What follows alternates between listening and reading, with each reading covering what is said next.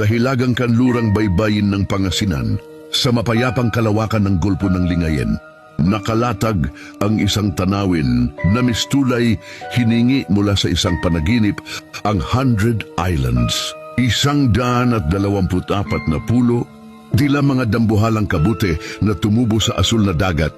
Sa kabila ng mga tanawing ito ay may mga kwentong alamat na nakaugat sa kasaysayan ng mga isla. May dalawang bersyon ng kwento na pinapakita na kung paano nagsimula ang misteryo at hiwaga ng 100 Island. Ang unang bersyon, may isang mapayapang kaharian sa baybayin ng Alaminos na pinamumunuan ng isang mabuting radya. Nagbanta ang mga mananakop na sumalakay mula sa karagatan upang nakawin ang yaman ng kaharian.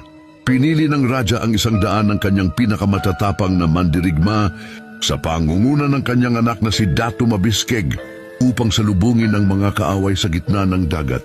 Naganap ang isang mahaba at madugong labanan. Nagtagumpay ang mga mandirigma ni Datu Mabiskeg sa pagtataboy sa mga kalaban, ngunit walang nakabalik na buhay. Sila'y namatay sa dagat, nag-alay ng kanilang buhay para sa kalayaan ng kanilang bayan. Kinaumagahan, sa halip na bangkay at mga sirang bangka ang lumutang, nakita ng mga tao ang mga bahaging iyon ng dagat na napuno na ng maliliit na pulo. Pinaniniwalaan na ang mga Diyos ay humanga sa kanilang walang katulad, nakagitingan kaya't ginawa nilang mga pulo ang mga katawan ng mga mandirigma. Ang 100 Islands ay nananatiling simbolo ng kanilang walang hanggang kabayanihan at nagsisilbing mga walang kamatayang tagapagbantay ng baybayin ng Alaminos. Ikalawang bersyon, ang prinsesa at ang mahiwagang Pearless, the Princess and the Mystic Pearl. Ang bersyong ito naman ay nagpapahiwatig ng babala laban sa pagiging sakim at pag-iimbot. Sinasabing noong unang panahon, sa baybayin ng tinatawag ngayong Alaminos, Pangasinan, ay may isang masagana at tahimik na kaharian. Ang mga tao roon ay nabubuhay ng payapa. Matapos mamatay ang kanilang hari, ang kaharian ay naiwan na walang pinuno. Ang magandang prinsesa, Liglioa, ay nanatili sa pangangalaga ng isang babaylan o priestess. Ang pinag-aagawan ng lahat ay isang mahiwagang dambuhalang perlas na pinaniniwala ang nagdadala ng kasaganahan sa sinumang makakakuha nito. Dalawang sakim na dato ang nagagawan, hindi lang sa trono, kundi pati na rin sa kamay ni Prinsesa Liglioa at sa mahiwagang perlas.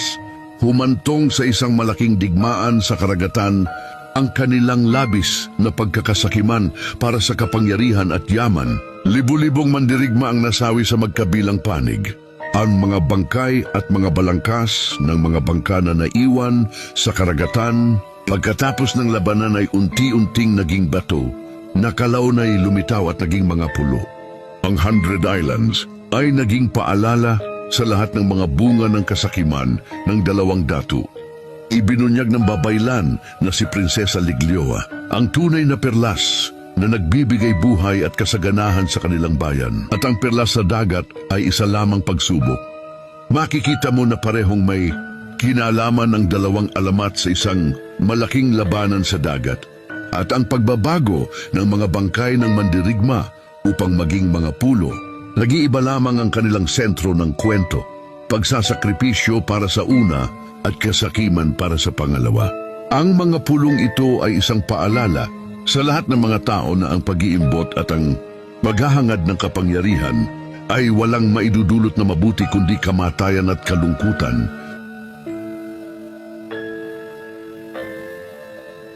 Isang babae ang sanhi ng pagkalunod ng mga naliligo sa isang ilog sa Rodriguez, Rizal.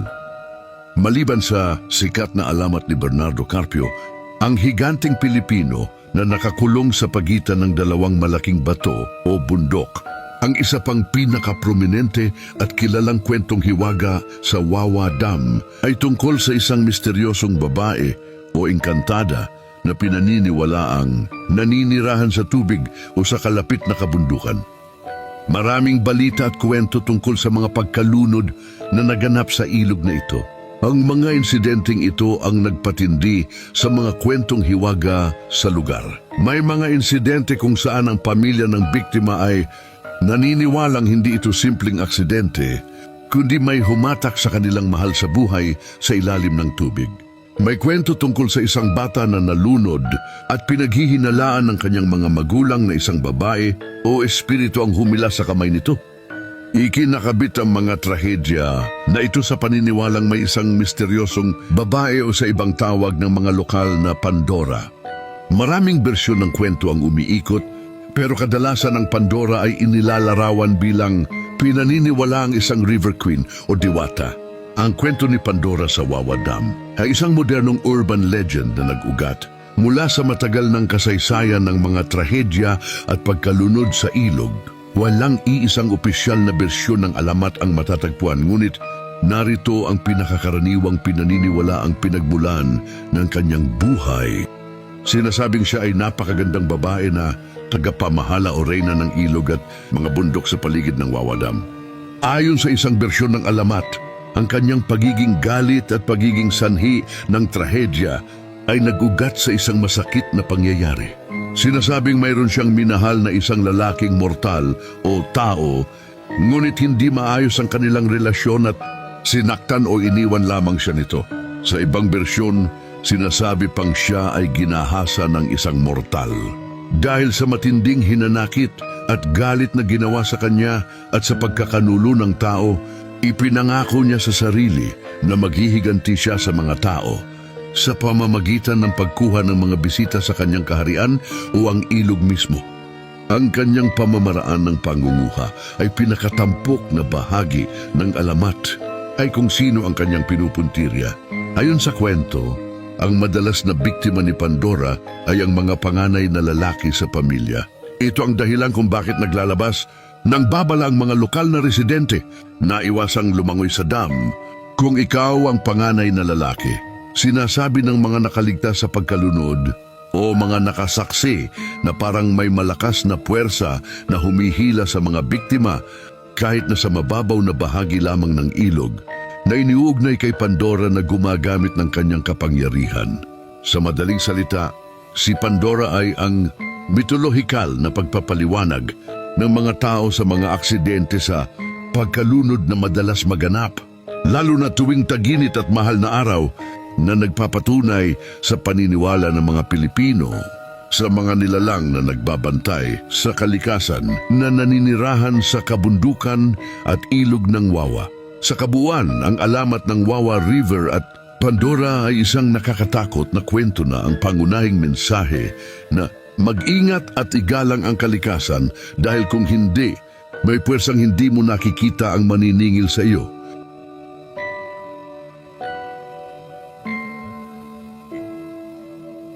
Ang kwentong alamat na ito ay nag-ugat pa noong panahon ng World War II, mga dekada 1940s, isa sa pinakamisteryosong kalye sa Pilipinas. Talagang sumikat at lumaganap ang kwento noong dekada 1950s at 1960s nang magsimulang maging masabala ang kalsada at maraming motorista ang dumaan doon tuwing gabi. Ito ang panahon kung kailan ito naisulat at naibahagi sa iba't ibang paraan. Ang alamat at hiwaga ng babae sa Balete Drive. Ang Balete Drive ay hindi lang isang karaniwang kalsada sa Quezon City. Ito'y isang sementadong saksing na babalot ng mahaba at nakatatakot na hiwaga. Ang sentro ng misteryong ito ay isang kaluluwang hindi matahimik, ang White Lady. Noong panahon ng ikalawang digmaang pandaigdig, ang Balete Drive ay isang tahimik at madilim na kalsadang may ilang bahay at napapaligiran ng malalaking balit tree. Sa isa sa mga bahay na ito, naninirahan ng isang dalagang Pilipina, si Clarissa, ayon sa ilang bersyon ng kwento, na may taglay na pambihirang ganda at kahinhinan. Isang madilim na gabi, habang naglalakad si Clarissa pauwi, hinarang siya ng ilang sundalong Hapones. Sa kabila ng kanyang pagmamakaawa, siya ay dinala sa liblib na bahagi ng kalsada, malapit sa pinakamatanda at pinakamalaking balit tree kung saan naganap ang isang karumal-dumal na trahedya. Pagkatapos siyang gawa ng masama, siya ay pinaslang upang itago ang kanilang krimen at itinapon malapit sa ugat ng puno. May ilang kwento na ang babae ay naaksidente at iniwan lang ang kanyang katawan sa gilid ng puno. Hindi nakita at hindi na ipaghiganti ang kanyang pagkamatay, Dahil hindi na ibigay ang katarungan at hindi na ipalibing ng maayos, ang kaluluwa ni Clarissa ay tuluyang nabilanggo sa lugar na iyon. Hindi na siya isang ordinaryong tao, kundi isang mapaghiganting espiritu na nakakadena sa Balete Drive. Ang kanyang kaluluwa ay pinaniniwalaang kinuha ng mga engkanto at elemental na naninirahan sa dambuhalang Balete Tree, kaya't mas lalo siyang naging makapangyarihan at hindi matahimik. Mula noon, nagsimulang umikot yung mga kwento ng White Lady. Sinasabing siya ay nagpapakita sa mga motorista at pasahero na dumadaan ng nag-iisa, lalo na tuwing 12:00 ng gabi. Ang kanyang anyo ay nakasuot siya ng isang puting bestida na basang-basa, marumi at punit-punit. Ang kanyang mahabang itim na buhok ay madalas nakatabing sa kanyang mukha. Minsan, siya ay biglang lilitaw sa backseat o likurang upuan ng kotse na sinasalamin ng rear view mirror. Paglingon ng driver, wala na siya. Minsan naman, siya ay tahimik na nakatayo sa gilid ng kalsada o biglang naglalakad sa gitna, kaya't napipilitang magpreno ang mga driver. Ang pinakanakakakilabot ay ang pagpapakita niya na walang mukha o kung mayroon man ay punong-puno ng galit at lungkot. Ang kanyang paglitaw ay itinuturing na babala o paalala ng kanyang malagim na sinapit. Patuloy niyang hinahanap ang hustisya at ang kapayapaan na inagaw sa kanya.